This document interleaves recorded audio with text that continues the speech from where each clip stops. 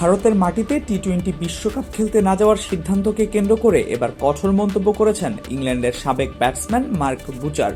সাবেক এই ইংলিশ ক্রিকেটারের মতে নির্ধারিত ভেন্যুতে খেলতে অস্বীকৃতি জানালে নিরাপত্তা কিংবা অন্য যে কোনো কারণেই হোক সংশ্লিষ্ট দলকে টুর্নামেন্ট থেকে বাদ দেওয়াই হওয়া উচিত ভবিষ্যতের বৈশ্বিক ক্রিকেট ইভেন্টগুলোর জন্য অনুসরণযোগ্য দৃষ্টান্ত।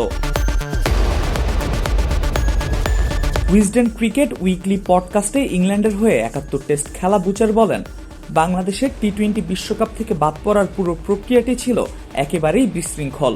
তার মতে সাম্প্রতিক সময়ে আন্তর্জাতিক ক্রিকেটে যেভাবে টুর্নামেন্টের কাঠামো ও সিদ্ধান্ত পরিবর্তন করা হচ্ছে এমন নজির অতীতে খুব একটা দেখা যায়নি।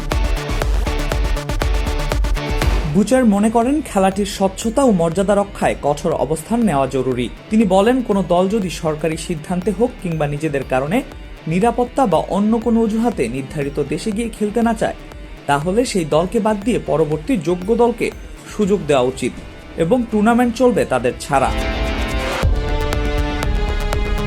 প্রসঙ্গত, ভারতে নিরাপত্তা শঙ্কার কথা জানিয়ে গত ৪ জানুয়ারি আইসিসির কাছে ভেন্যু পরিবর্তনের অনুরোধ জানায় বাংলাদেশ ক্রিকেট বোর্ড। তবে ২১ জানুয়ারি সভা শেষে আইসিসি জানায় বাংলাদেশকে পূর্ব ঘোষিত সূচি অনুযায়ী ভারতেই খেলতে হবে। নিজেদের অবস্থানে অনড় থাকায় শেষ পর্যন্ত বাংলাদেশের জায়গায় টি-20 বিশ্বকাপে স্কটল্যান্ডকে অন্তর্ভুক্ত করে আইসিসি। বাংলাদেশের এই পরিস্থিতির সঙ্গে গত বছরের চ্যাম্পিয়ন্স ট্রফিতে ভারতের পাকিস্তান সফর না করার সিদ্ধান্তের তুলনাও টানেন বুচার। তার মতে সে সময় ভারতের অবস্থান শুরু থেকেই স্পষ্ট ছিল এবং তখনই আইসিসির উচিত ছিল ভবিষ্যতের জন্য একটি সুস্পষ্ট নীতিগত সিদ্ধান্ত নেওয়া। এদিকে বাংলাদেশের বাদ পড়ার ঘটনায় প্রতিক্রিয়া জানিয়েছিল পাকিস্তান ক্রিকেট বোর্ডও। স্কটল্যান্ডকে অন্তর্ভুক্ত করার আগে লাহোরের সংবাদ সম্মেলনে পিসিবি চেয়ারম্যান মহসিন নাকভি জানান, বাংলাদেশকে বিশ্বকাপ থেকে বাদ দেওয়া হলে পাকিস্তান সরকারকে সঙ্গে নিয়ে টুর্নামেন্ট বর্জনের বিষয়টি বিবেচনা করা হবে।